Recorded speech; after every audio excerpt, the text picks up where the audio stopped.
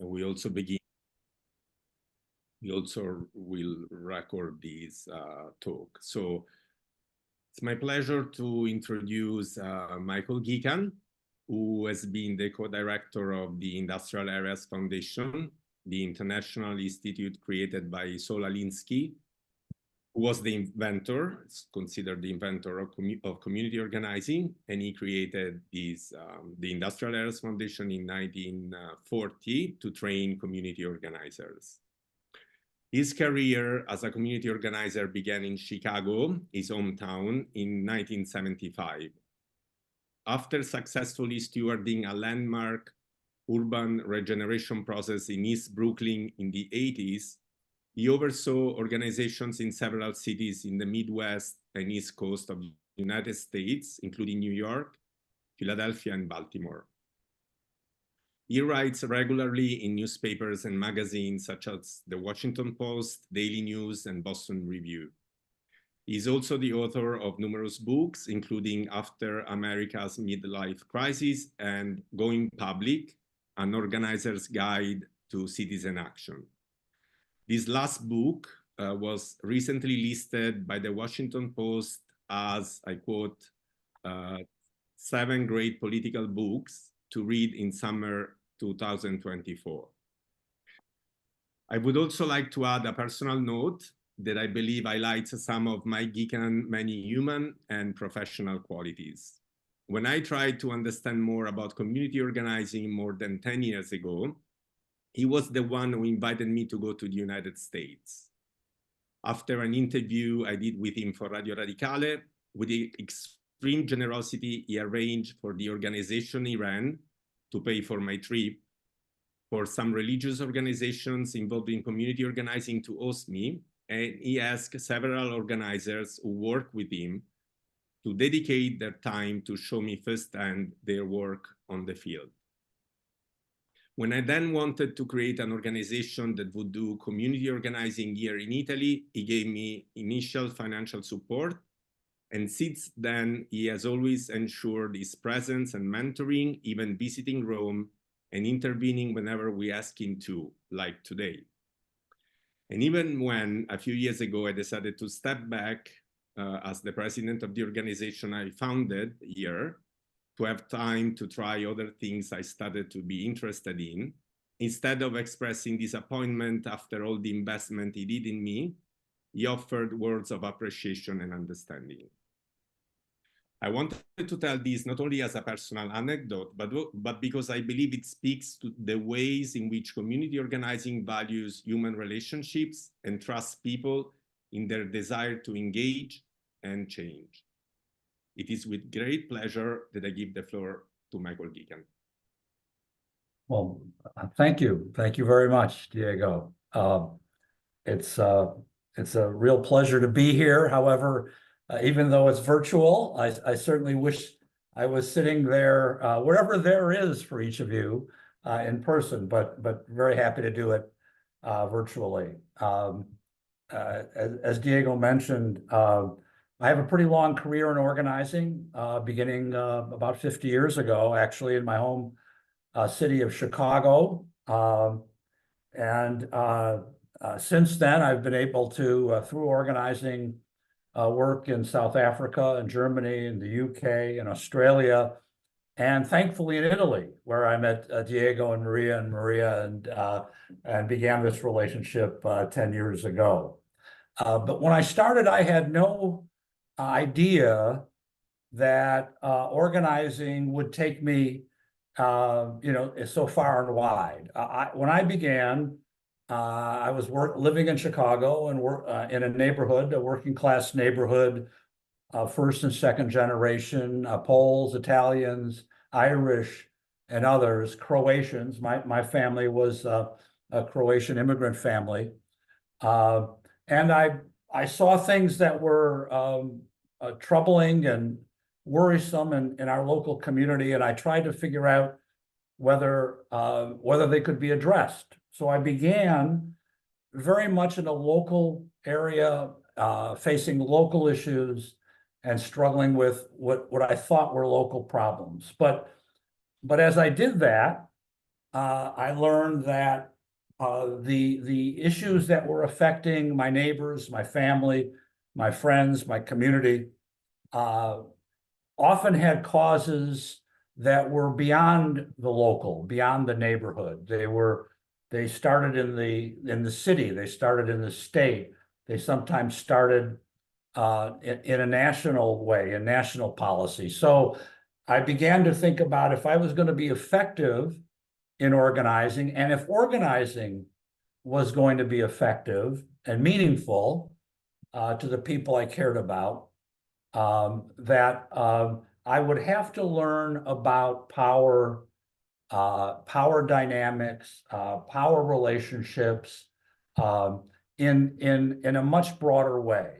So I stopped essentially thinking of myself as a community organizer, which is the term that's most often used, or as a neighborhood organizer, which is a term we use, it's often used here in the US.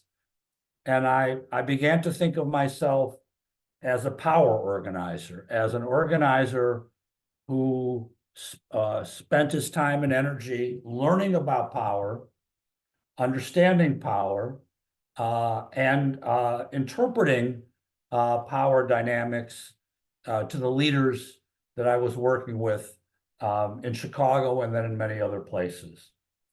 So for the next 75 minutes or so, I'm hoping that I can be useful to you as I've tried to be useful to leaders around the country here and in other countries in my years as an organizer.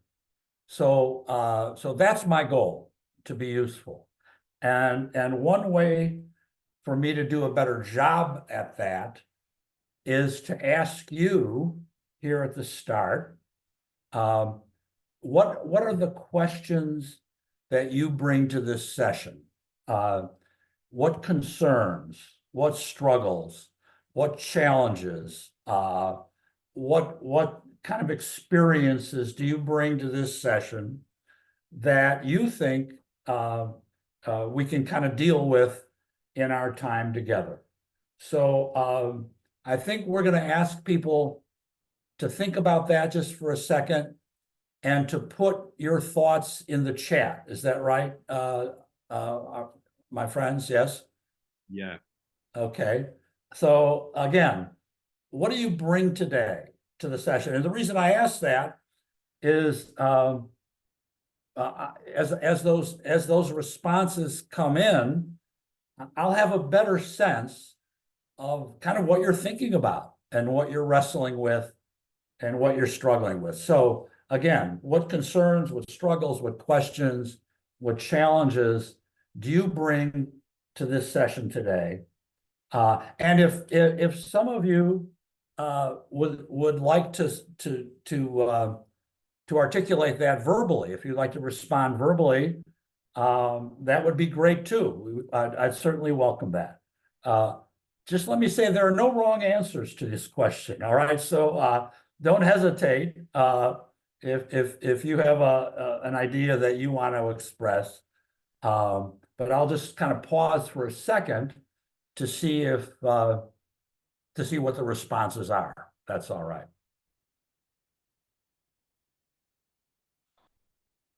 So as we pause, I also want to say, if anyone wants to intervene on video or on audio, they can just raise their hands to the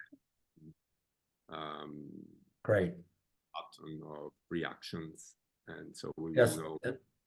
Speak As up. I always say, I'm not a big lecturer, so I don't have long lectures. I much prefer responding to questions, hearing your thoughts about things.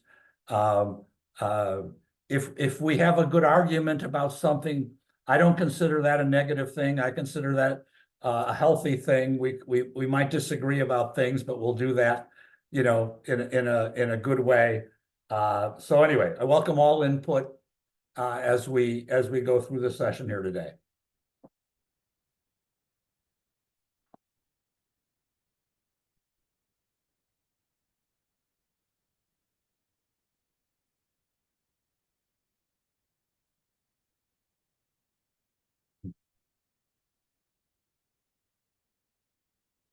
Also, if there is any doubts about the question, just let us know in the chat, or right. asking about what. Yeah, Here we go. There, thank you.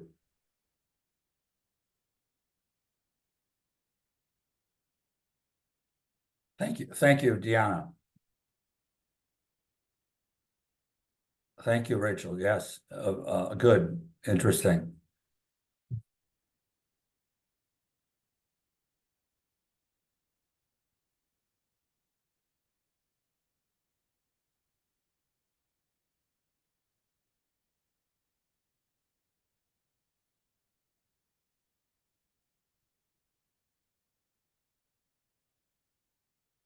Maybe here's what I think we'll do. Why don't I start and talk about the first theme today, and then we'll come back to this question perhaps a little later in the session to see if people have more input once we've had a little bit of time together. Often it's a little challenging at the start of a session. Is that all right? Yeah. Okay. So basically, I'm going to pose and try to address, three basic questions. The first question is, what kind of response are you doing? Are you engaged in? And are you clear on the nature of the response that you're using? And so we're going to make that's the first question. The second question is, how do you see yourself as a public person in the public arena, or do you see yourself as a public person in the public arena?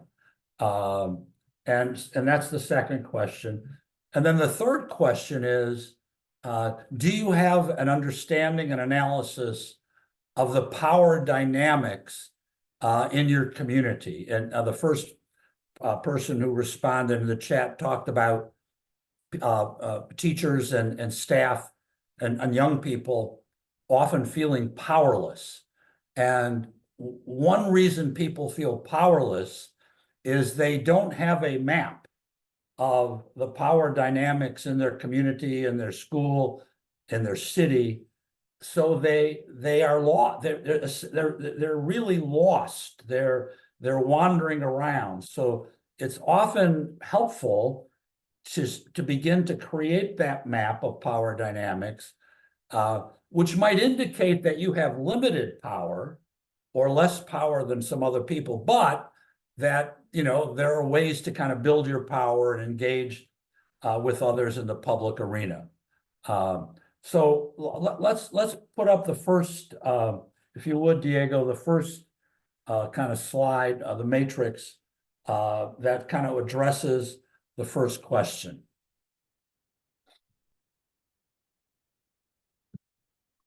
Okay, thank you. So this is an analysis. Thanks. It looks great. Appreciate it, Diego and Maria. This is the first kind of way I talk about how we respond to our public challenges. And I've simplified it, and obviously it is a simplification, into three basic ways. And across the top, I indicate that. One is a service response. The second is a mobilizing response. And the third is an organizing response. And I just want to be really clear up front. Each of these responses is appropriate at different times and different places and different situations. But it's really important for all of us who are in public life, who are working in communities and in cities and in nations, to know which one we're using. And the reason I raise that is we were working with a large group in New York some years ago, and they were exhausted. They kept talking about how tired they were working in their communities. So I asked them, well, why are you so tired? What's exhausting you? What's draining you? And what they described was the fact that they were trying to do all three of these things simultaneously, which is literally impossible to do very well. And they were bouncing from response to response to response rather than focusing. So they were basically wearing themselves out. And I think we see this a lot in an activist community and other communities. So the key is, which response are you using, and are people clear about the kind of the nature of each response? So I'm now going to kind of go through these responses, describe them, and then stop and pause for questions or comments. So the first response is a service response, and that's a response where you identify a need or a want. Often people try to create a program to address that need, whether it's hunger or homelessness or lack of status for immigrants, or any need. The difficulty often in a service response is that after a while, people are seen as clients or customers. I put those words in quotes, obviously, because I find them worrisome. And I'll tell you why. I was meeting with a Roman Catholic priest in Brooklyn years ago, and he was describing how his parish was very busy, incredibly busy. And I said, well, what is it doing? Well, we have a food pantry, and we have a clothing room, and we have counseling, and we have all kinds of programs. And 1,000 people a week come through the parish for all of these programmatic needs. So I said, well, that's amazing. It's remarkable. But do you know any of these people? Do you have any relationships with the people who are coming through? And he said, no, we don't have time for that. We're so busy distributing food and clothing and counseling and everything else. And we can't stop and talk to people or listen to people or engage people. So in his case, he and the parish and his people became kind of responders or providers of services. The tools they used were effective administration, and his clergy role and the leader's role was to raise money and be on a board and manage all these multiple programs. So the service response is a very familiar response, in the public arena, and it's an important response and a needed response in many cases.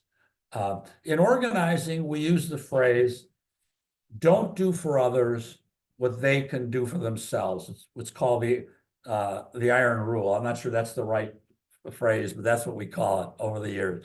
Don't do for others what they can do for themselves. But there are circumstances where people cannot do for themselves, where they need service, and where providing that service is obviously needed and important and meaningful and humane. So that's one response. The second response, which is also very familiar, is the mobilizing response.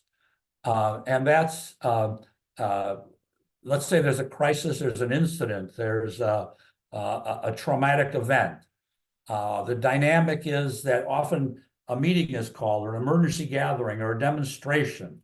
The danger in this kind of response, a little bit like the service response, is that it's so quick and it's so intense that there's no time for relationship building, and there's very little time for training. So people become kind of numbers. The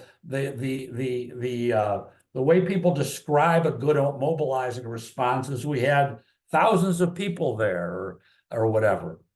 The staff is seen as kind of the whips of this response. And the tools that are used are often technology, social media, and whatnot. And the clergy role, the leadership role, is often very symbolic, just be up front.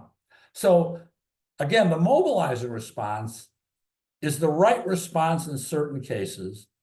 It's a familiar response. It's what we do a lot of, but it has limitations, just like the service response. And then I'm going to just talk about the organizing response, and then we'll try to listen to your questions and your thoughts. In the organizing response, the focus is on building power. And that still comes in two forms: organized people and organized money. The dynamic in an organizing response is a combination of relating, learning, and acting effectively. And it's the relating and learning that is key to the organizing response. People are acting when they provide a service, and they're acting a lot when they're mobilizing. But in organizing, we think it's critically important that time for relationship building and time for learning, understanding what worked, what didn't work, why it didn't work, is critical. In organizing, the people are seen as either leaders or potential leaders. And the staff are essentially scouts. When people ask me, well, what does it mean to be a power organizer? I said, well, it means I've spent my life looking for leaders and looking for potential fellow organizers. I'm basically a talent scout. And whether you're in a school or community or city or neighborhood, if you're thinking as an organizer, that's almost an obsession. That's what you're really thinking about. How do we find, engage, and train leaders? The tools in the organizing response are, as you can see, individual meetings, a lot of teaching, power analysis, which we're going to do a little later today, and then action and evaluation, not just action and evaluation.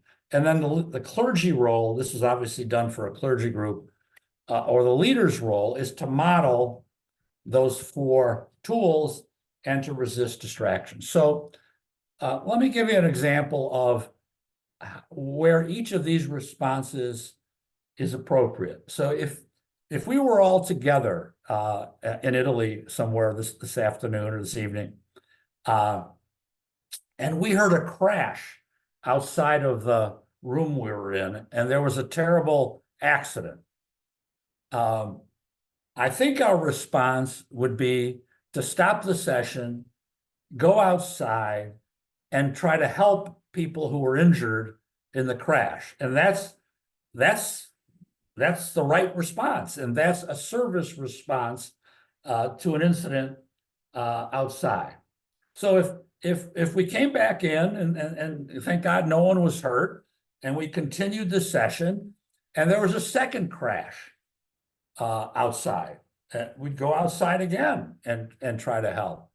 But we might consider doing a mobilizing response. So if there's 2 or 3 crashes in a street, we might pull together an emergency meeting of the neighborhood and say, we've got to correct the traffic patterns on this street because there were 2 or 3 accidents in one afternoon and something's just not right. So we would mobilize and put together a little team to try to correct it. If there were traffic fatalities and incidents all over the city or all over the town we're in, and they were happening repeatedly, and they were happening, let's say, in poorer communities, we would need an organizing response. We would need to pull together people from many communities. We would have to do an analysis of how the city or the state or the region allocated their traffic signs, their traffic lights and whatnot. And then we would have to design a kind of a series of actions to try to correct that injustice, and that would be much more of an organizing response. So my point is, depending on the circumstances, each response is appropriate, but it's really important to know which one you're using. So I'm gonna pause right there and just ask if people have questions, thoughts, disagreements, whatever you got. I'd be happy to entertain those.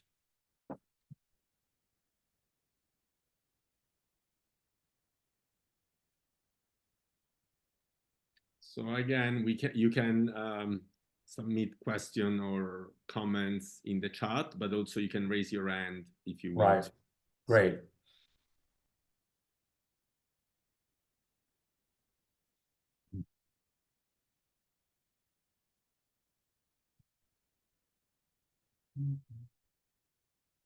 I'm a pretty patient guy, so I can wait a little bit. It's all right.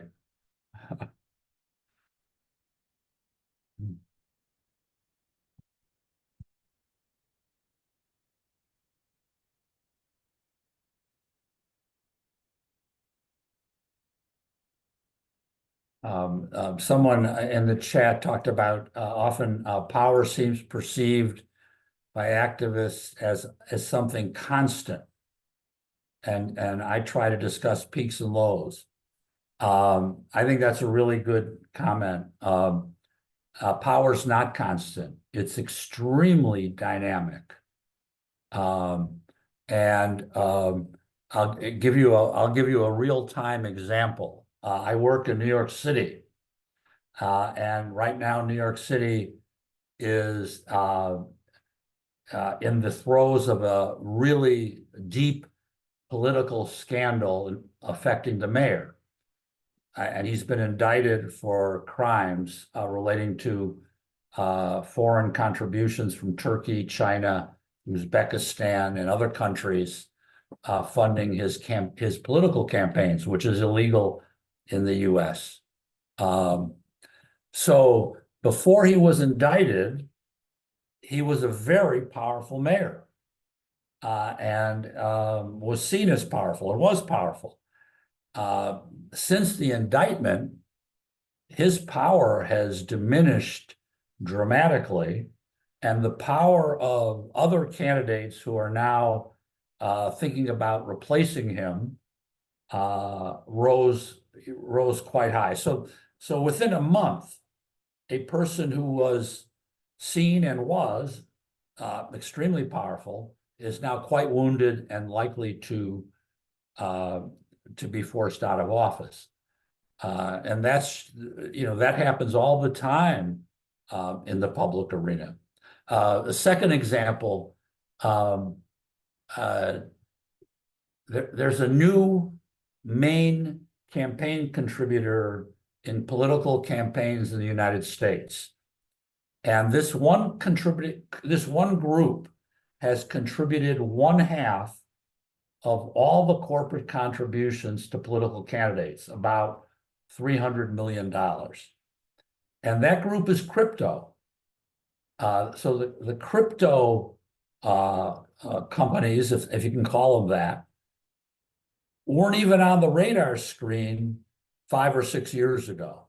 And they certainly weren't major contributors to political campaigns, and they certainly weren't major factors in political life in the US. And today they are. So again, it's just a long way of saying it's really important to, and we're going to get to that under power analysis, it's really important to understand and appreciate how dynamic power is. And it's also helpful to people, I think. If people think power is fixed and immutable, unchangeable, rock-like, they're bound to get discouraged, or they're bound to get demoralized. If they have an understanding that no, it's fluid, it moves, it changes, it rises, it falls, then they can begin to get the sense that they can operate in the power arena at some level.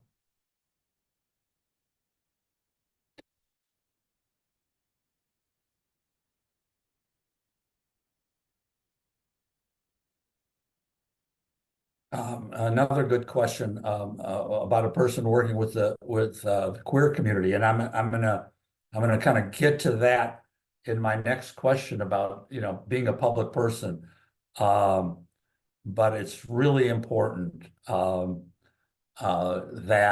the queer community and other communities um, begin to think about how to operate in the public arena and how to be a power presence and power factor in the public arena. Because if they don't, those who are anti the queer community, who object to the queer community or hostile to the queer community, they're not going to hesitate. They don't hesitate. They act. They move forward. They run actions. They try to get people in the queer community reacting and on the defensive. So really important for any marginalized community to think about its power presence and also to think about how to play what I call play offense in the public arena, not just defense.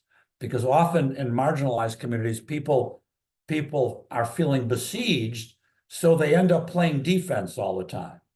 And they end up kind of reacting to all the attacks or the opposition activities all the time. And they never play offense. And it's a lot more fun to play offense sometimes than just play defense.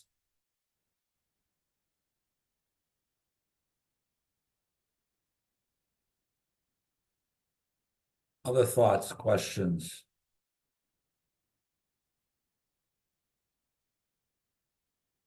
Someone, here they come. I'm checking the chat. So,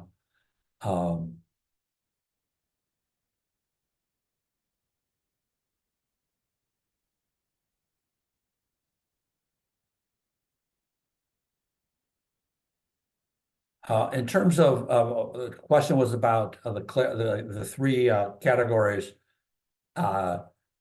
Can an organization focus on one response without losing relevance? Really good question. Yes, the short answer is yes.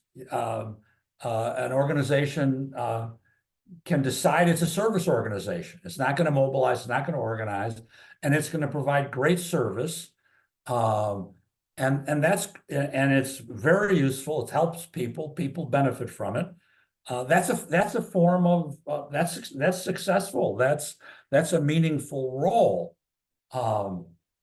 But the only qualification I would add is if it doesn't think about power, if it doesn't think about how to operate in the broader public arena, then it's essentially saying we're going to provide service forever.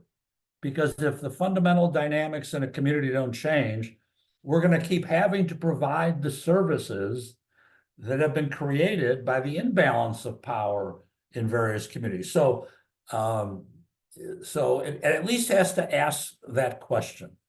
In our experience, it's much easier to go from an organizing foundation, from a power-based foundation, and occasionally mobilize and occasionally provide service. It's much easier to go that way than to go from primarily a service response into organizing and a mobilizing response into organizing. That transition is very hard.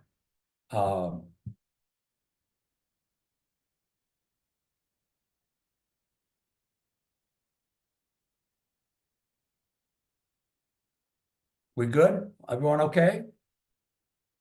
Okay. Again, if after we've moved on a little bit, a question occurs to you, related to this first theme, don't hesitate. There's no, here's what I warn people, I caution people about. You don't want to end the session saying, I wish I had asked that question, or I really still want to know X, Y, or Z, and I just didn't put the question in, at the right time. Let's air it out if you've got a good question, and don't be hesitant, and don't be worried about it. The one other question that came up in the responses was scalability, and that's a really important factor. The strength of organizing is the relational quality of it, the in-depth public relationships people have with one another, leader to leader, organizer to leader, and whatnot. But that means that takes real work, and that takes real time. And that can't be rushed. That can't be mass produced. That has to be factored into your thinking about whether or not to organize. Do you have the time? Do you have the space to kind of build those relationships and nurture those relationships, do the learning and training needed to really build a strong foundation? And if you do that, your ability to kind of make an impact goes way up. If you shortchange that, it's quite limited.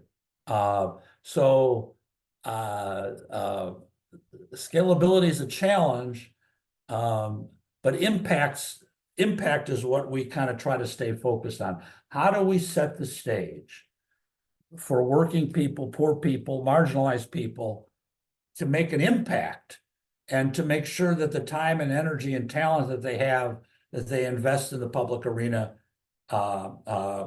really pays off for them and for their communities. That's why we emphasize the organizing option. Okay, so those are the three kind of major responses. The second question I posed and will pose is basically, who are you in the public arena? And that's where we're going to spend a little bit of time just making the distinction between private relationships and public relationships. And if we have a little page on that, and if we could post that, that'd be great. Yes, I'm going to do that. Okay, sure. Okay, can everybody see it? Great. That looks, I got it. Nicely done. Yeah. Okay. Now, this is a little risky to do virtually. It's much better to do in person, but we'll try it. And the reason we make this distinction and talk about it is that people often get tripped up or confused when they're working in the public arena. And I put the word tension between public and private. And that word could be used all the way through this contrast. So the distinction we make is that all of us have basically two kinds of relationships. One are our private relationships, family, close friends, very close friends, lifelong, colleagues, friends. The qualities of the private sphere, they tend to be more intimate, more close. They tend to be emotional at times. They tend to be more informal than formal. I don't wear a tie at home, you know what I mean? Or a dress shirt. They tend to be more permanent. In the private sphere, the commitments tend to be longer term, and there's often self-sacrifice. We go through struggles with our best friends, with our loved ones, with our parents, grandparents, sons, daughters, partners, that we wouldn't do in the public arena. They tend to be more kind of unconditional relationships, bonded by blood, genes, ethnicity. And in the private arena, we want to be loved and we want to be liked. So that's on the private side. In the public side, it's school, work, neighborhood, dorm, groups, activities. In the public arena, the relationships are more open. They're hopefully less emotional, although there's emotion involved, believe me. They tend to be a little more formal, and they tend to be more impermanent. We go to a school, we graduate, we move on, we move from city to city into a new neighborhood. We join a group, but then decide to leave it and join another group. So the dynamic is shorter term, and we ask the right questions about self-interest. Is this relationship in the public arena helpful, interesting, meaningful, useful, impactful? And if not, maybe we drop it. We move on. We find another relationship. And we have agreements. There are conditions to our public relationships. We go to a school and they charge a tuition or a fee, and we pay it in return for the quality instruction that we get. And in the public arena, we want to be respected. Now, I'm in the public arena. We're in a public arena here today, talking together, working together. I don't mind being liked. I kind of like being liked, but in the public arena, I'm going for respect. So why is this an important distinction? Because often people, when they're in the public world, get confused. Like they say, I like this political figure. She's wonderful. She's like family. I love her, et cetera, et cetera, et cetera, or I love him. So we start to think about public figures whom we really have never met or don't even know as if they're part of our private life. We're seeing this in this country all the time now. People believe they have private-like relationships with some political figures, although they've never met them. They have no engagement with the person. The person wouldn't spend 10 seconds with them, but they're all mixed. They're all mixed up. So it's really important to realize that in the public arena, it's what I describe. Political people and other people often use private-like language in the public arena. So here's an example. We had a meeting with the mayor in New York years ago, and we had a mixed group of men and women, and the mayor referred to all the men as Mr. or Reverend, etc. And he referred to all the women by their first name, Carol and Anne and Mary. And so he was kind of trying to pretend to have a friendly, more private-like relationship with the women in the group than with the men in the group. And the women were very good. And they said, please, you referred to my colleague here as Mr. So-and-so. I'm Ms. So-and-so. I'm not Carol. I'm not part of some private-like relationship. So it's important to know that when you're in the public arena, that those are the dynamics.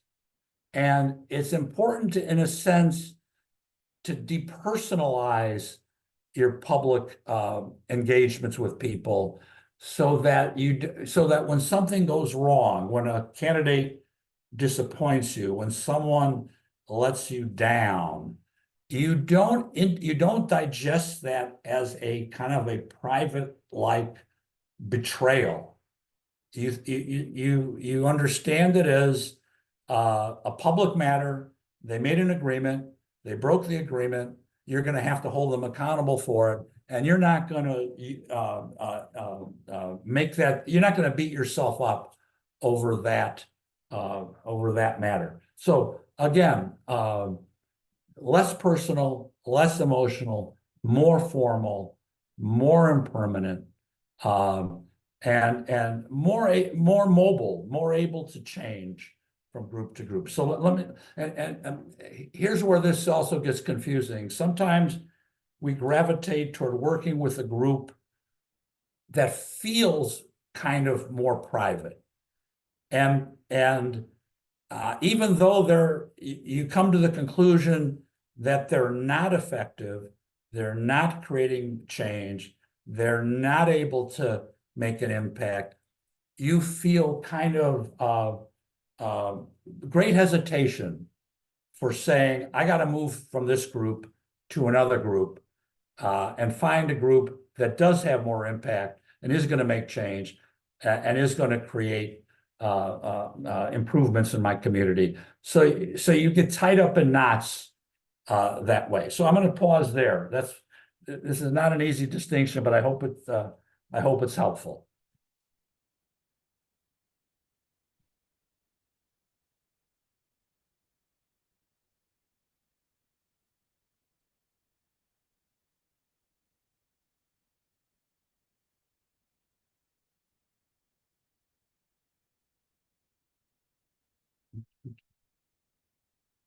Oh, someone put in the chat about cyber warfare and character assassination. Cyber warfare and character assassination is a great example of a technology exploiting private life matters to destroy people. And really kind of blurring the boundaries between public and private.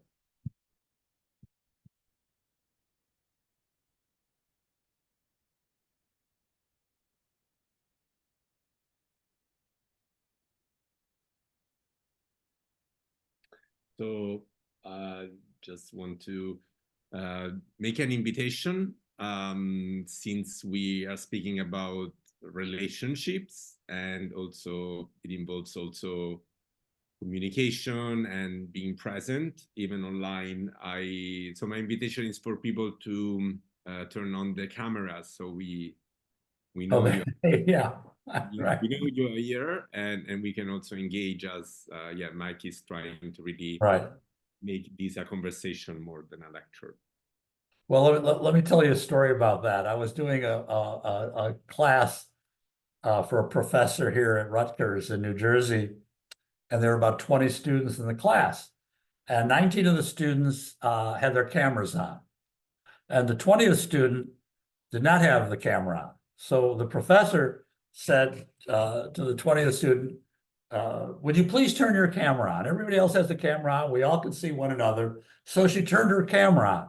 But the reason she hadn't turned her camera on was because she was lying in bed, half asleep. So the professor said, are you sick? And she said, no, I'm just tired. Well, the professor said, if you're tired, it's fine. Turn the camera off. You can leave the class, take a nap. But so this one student was very confused about public and private. Anyway.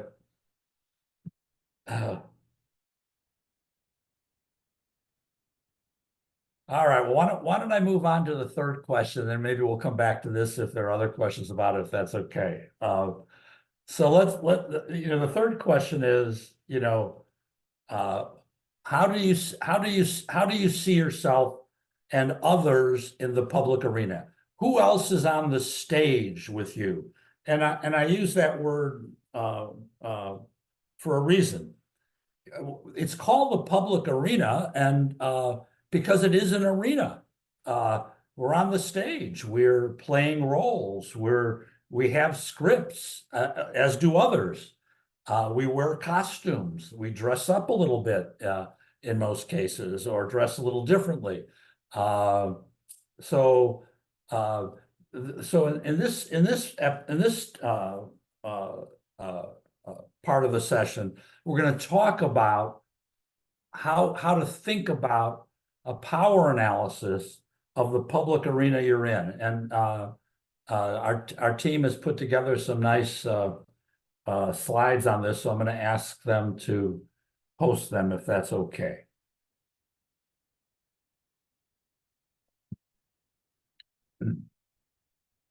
Okay, thank you. So we'll go down. This is very exciting for me. You know, I don't usually have this kind of material. Thank you. So we can go to the next slide, please. Yeah. So in every place we're in, there are at least three kind of circles of power relationships and interactions. And in organizing, we think of power analysis as a discipline. It's something we do all the time. It's something we pay a lot of attention to, just as I talked about the New York situation. And after a while, at the start, it's a little difficult, but after a while, it becomes a habit. You just know to do this wherever you are. And the reason is, let's say there's someone in the public arena that you really like, very friendly, very relational, agrees with you on most matters. When we have someone we really like, sometimes we don't do a power analysis of them, and that's a mistake because they're affected by other dynamics as much as anybody else. The opposite is true. Let's say there's someone in the public arena we really dislike, disagree about everything, don't like their policies, don't like their attitude, don't like everything about them, but we don't do a power analysis of them either. We just stay with the simple, almost stereotype of the person rather than understanding the forces that are affecting that person and impacting that person. So if you like someone or favor someone, it's important to understand a power analysis of them. If you dislike someone, it's important to do it. If you're part of a group that simply doesn't do power analysis, it's important to start doing it because you're going to end up in great difficulty if you don't do it. So part of doing this, it's not being cynical, it's being realistic, it's being careful about how you look at the public arena. So the challenge is you suspend judgment, don't rely on stereotypes or hearsay or rumor or conjecture. Take a fresh look at people in the power arena. Keep it simple. This is not terribly complicated, actually, and understand the analysis. So let me give you an example. When I went to New York many years ago in 1980 and was starting work there, there was a Roman Catholic bishop, Francis J. McGavero, who was in his later years. And when I asked people about him, they said, "Oh, don't go see him. He's older. He's only got a few more years. He's on his way out. He's tired." So that was the word about him. And I said, "Well, okay," but I went and did an individual meeting with him. And what I found was he was energetic, he was active, he was thinking, and he was looking for a way to be more present in the political world of New York, in the public arena of New York. So he was just the opposite of the stereotype that people had of him. And he became a great ally in our work in New York. So let's to the next slide. So let's talk about and the first circle of relationships is who are the formal public elected officials, and I would probably add appointed officials in your town, in your region, in your state. And it's important, obviously, to know who they are. And I always use a map or a chart. It's not something you just put in your head. I'd lay it out. I'd put it on a piece of paper or a large sheet. But in addition to knowing who they are, it's also really important to know essentially what their weight is. Are they so a mayor can be very powerful, and the example here is in one city we're working in, the mayor controls 96% of the budget, 96%. And his appointees, the people who run his departments and committees, are very powerful. They're all key players. The city council, which has 51 members, controls 4% of the budget. But when I got to this city and began working, people said, well, you got to go to the city council person. So I had begun to do this power analysis. And I said, well, the city council person has very, very, very limited impact on the budget, on what gets spent. Only 1/51st of 4%. Whereas the mayor controls 96%. So in this city, we zeroed in and focused in on the mayor because he was very powerful. Now, what's the problem with that? The problem is that every other power institution in that city knew the same thing. Every other power institution knew that they had to get to the mayor, which made getting to the mayor and influencing the mayor difficult. But at least that's where power was. That's where an impact could be made, and that's where leaders could really create the kind of change that they wanted to create. So in another city, the mayor had some control over major issues, but the city council people actually had a lot of power. So in this other city, it made sense to deal with city council people. So the question for you all in your cities, in your towns, in your regions, not only who are the key public officials, but how much power do they have? And if we can go to the next slide, and that will vary from place to place. How do you determine that?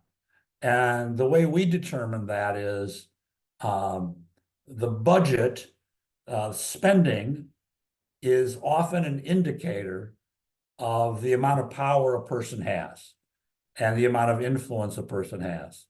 So if you look at that, and I know that's not exciting and it's sometimes dry, but understanding how the budget works, who are the winners in the budget process, where major funding is used is really critical. All right, if we can go to the next slide. There's a second circle that we talk about of kind of informal and unelected players in the public arena. They're developers, builders, large nonprofits. Here's in New York, there are 10 so-called nonprofits, and I mean so-called, who get more, each of them has more than $1 billion of contracts with the city every year. So these so-called nonprofits are very powerful players in this and very big winners, essentially, in the city. Financial figures, public relations firms, major corporations.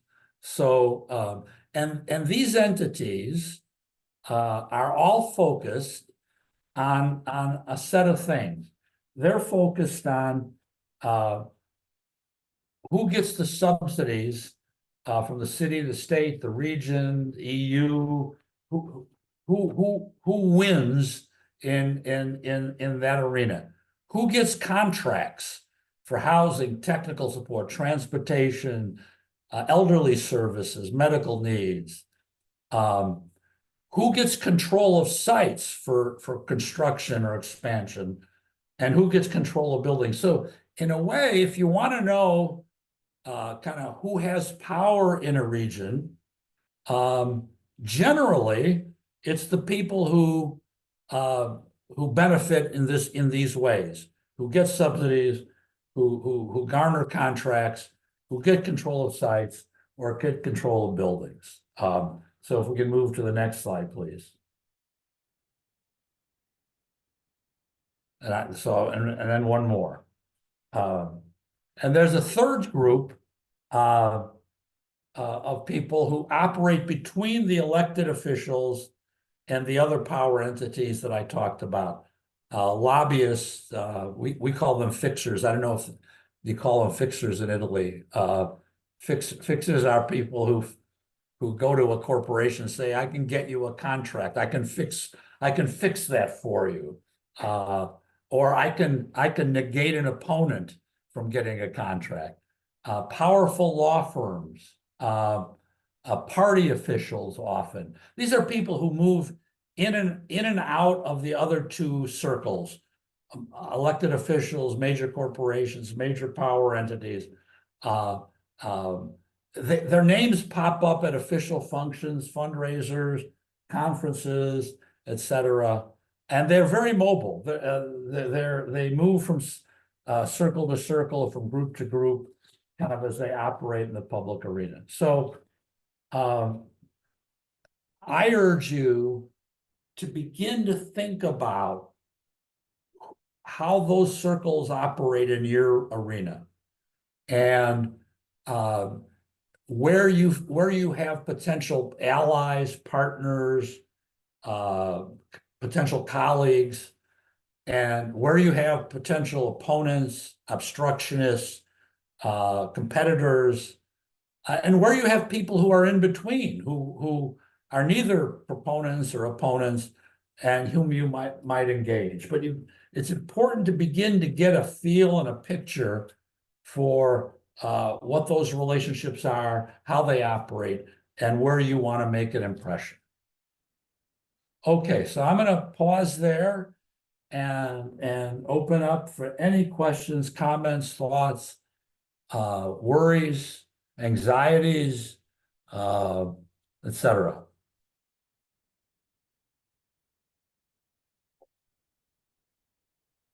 I think anxiety is a good.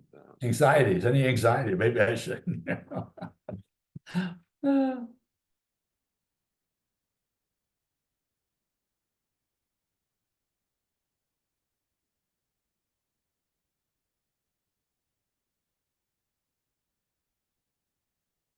Good question about working with young people and while meeting with politicians. I'd have to ask a question back. Are you sure you're meeting with the right politician, is what I would say.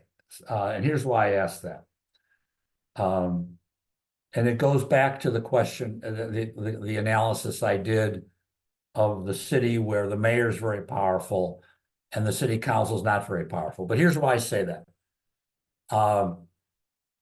When I started in that city, the conventional wisdom was go to the city council person. But the city council person knew that he or she had very limited power, but would never admit that. And in fact, the less power a politician has, the less real power, the more they try to pretend that they're important. And going to them is a total exercise in frustration, because their only goal is to make you think that they're important.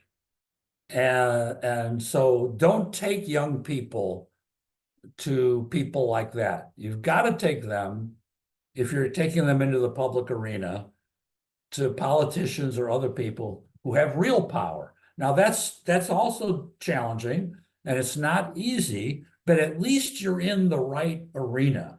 You're with someone who can make a change or can make a difference or can create a positive response. At least you're in the real, what I would say, you're in the real world. Don't get into the acts that some politicians have. So I hope that's helpful. The less power a politician has, the more they pretend that they have power. And in fact, in the US, I don't know if it's true there.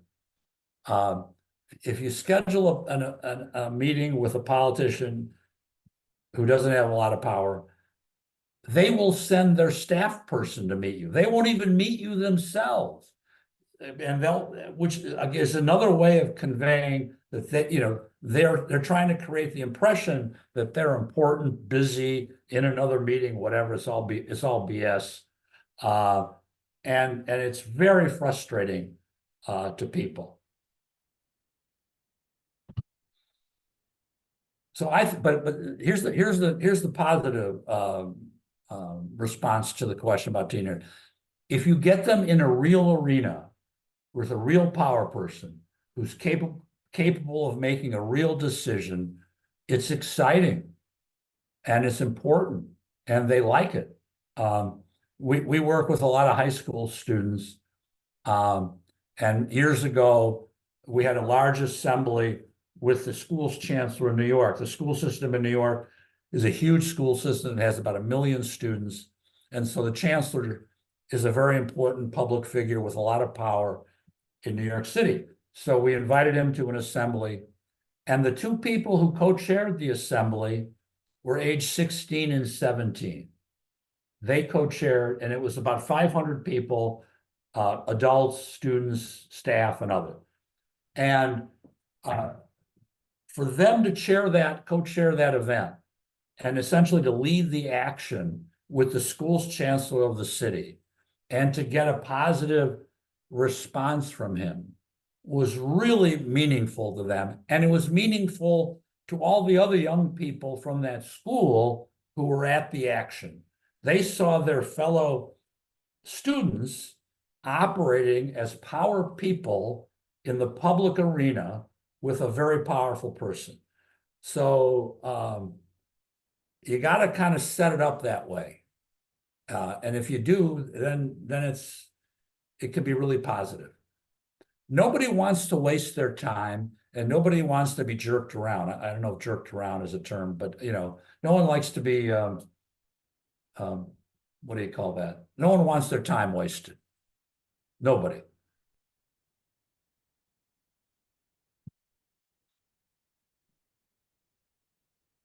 I have a question, Mike, as we wait for other people. Okay. Other people that want to intervene. And again, if you want to ask a question on video live, you can do that. Just raise your hands. We'll make also more lively, I think, the conversation. So feel free to do it, and also in Italian if you want, and we can translate it. So my question is, I think because of the tree culture you mentioned before, most of the nonprofit sector would rather act on the service side, sometimes mobilizing, but they have little insights, little familiarity with the inside working of the political system. Right. And so even doing this power analysis might not be that easy, especially the budget, because how do you know who has influence on the budget? So my question is, if you have any examples of like initial steps that people can take to understand, for example, how the budget is allocated and who has an influence on that in your experience? Yeah, that's a good question. Well, we found people who specialize in budget analysis. And some of our universities had professors who spent a lot of time looking at these budgets analyzing the budgets, interpreting the budgets. And here's a little bit of a joke. Nobody ever went to them because it's kind of dry. It's a little bit financial, etc. Very detailed. So when we went to them, they were thrilled that someone was coming to them and was taking their analysis seriously. Now we had to get them to translate some of their analysis so that I'm not a budget specialist. I'm not a financial person. I'm just a normal person. I had to understand it like a normal person would, but they did, and they were willing to do that. So, my guess is that's true there, that there are people in your schools or universities who do look at these things, and who can kind of help, the rest of us who are normal citizens and active people kind of translate their analysis into the power analysis that we want to develop. It's very hard for people to do this on their own. I find I couldn't do it on my own. I needed help, and I got help, and it was great. And people were eager to help, I found out. Thank you, Mike.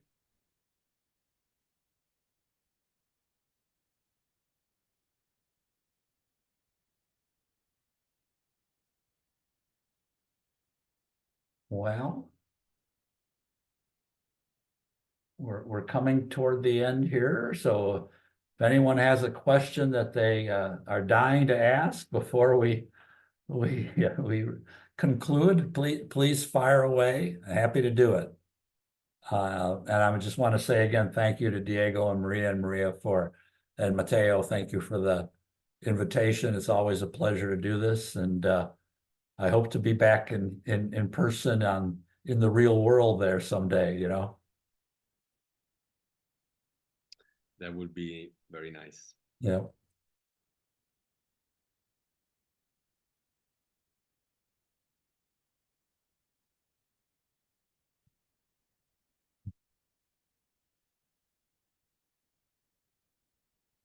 We all good?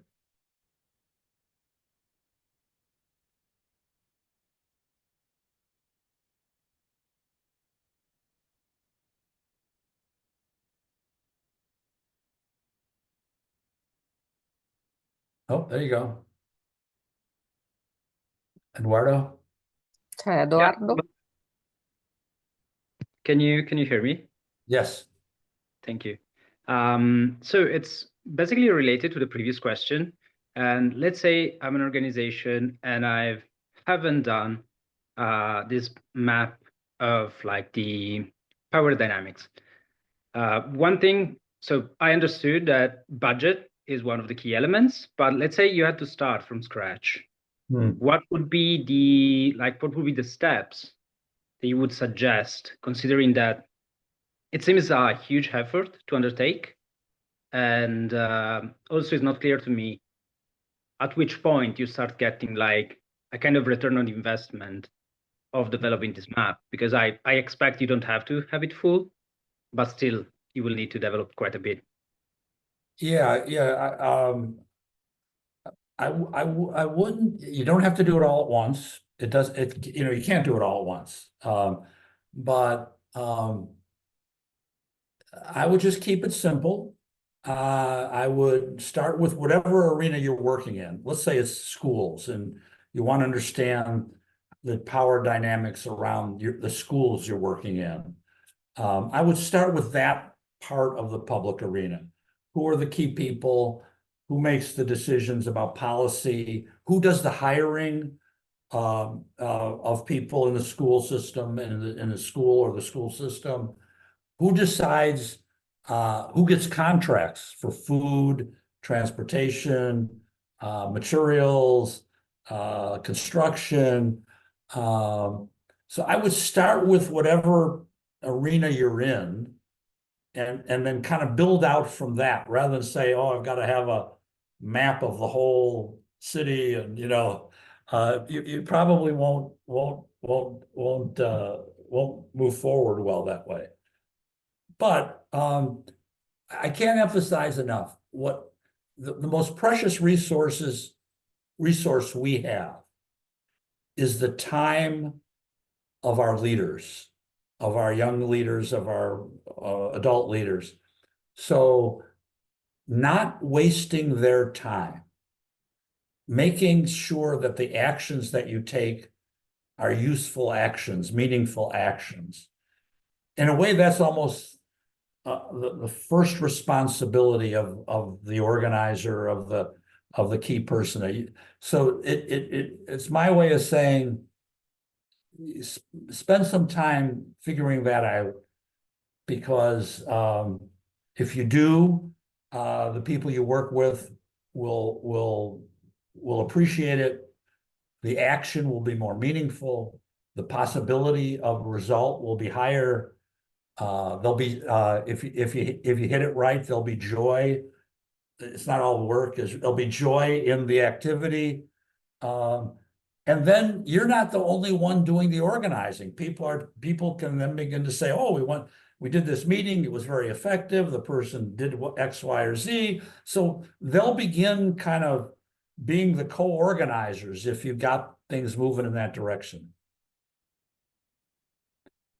Thank you. Thank you. Good question.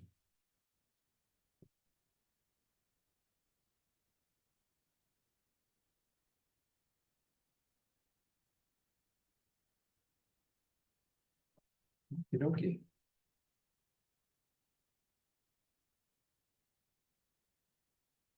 Thank you, Mike. I think we are close to the end. If there's no question or intervention, yeah, so we are sharing some resources to know more about your books, and also Matteo to, if people want to join for the next talks, that will be next Thursday and then the week after. There's the link in the chat about these resources. Sorry, I misspelled the name, your name, Mike. And I'd like to end with Maria, and also Mike, can say anything before. Thank you very much, Mike. It was very, very inspiring for us, and we are waiting for you in Italy at this time. Thank you. Grazie a tutte e tutti per essere stati con noi.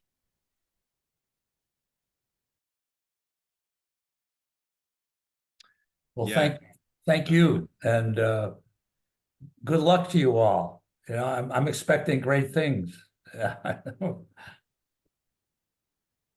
Thanks. Thank you. Thank you. Thank you. Grazie. Thank you. Thank you. Thank you.